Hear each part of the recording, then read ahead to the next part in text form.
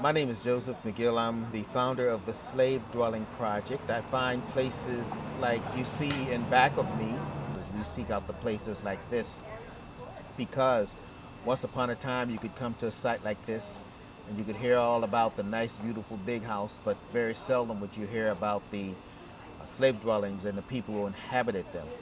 So recognizing that void and knowing that something had to be done about it, I took it upon myself to create the Slave Dwelling Project.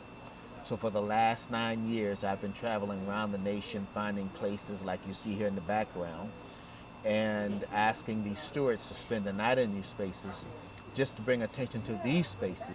And above and beyond that, tell the stories of the people who lived in these spaces because it was the people who lived in these spaces who built those nice, beautiful big houses. They're the one who cut down those trees that framed that house.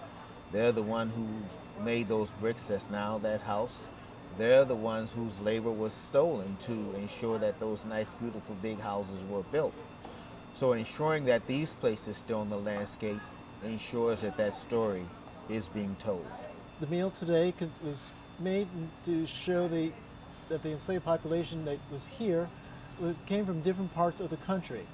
Carolina, South Carolina, Maryland, Virginia. We did one dish that showed the South Carolina dish, which was a low country eggplant Creole.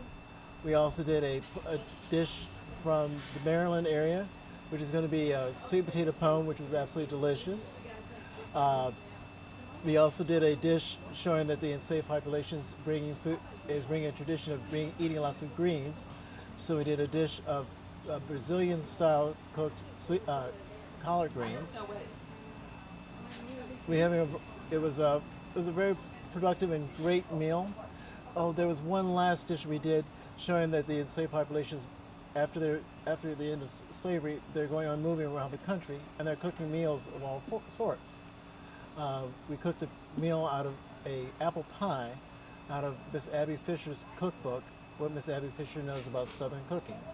And that was a creamed apple pie, and it was absolutely delicious. This is what we call an arm.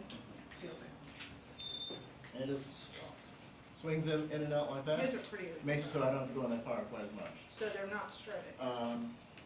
I'm wearing all natural clothes. I'm wearing linen. Actually, this is cotton. And he can. But linen is much better because it wicks and evaporate. The air will evaporate much faster.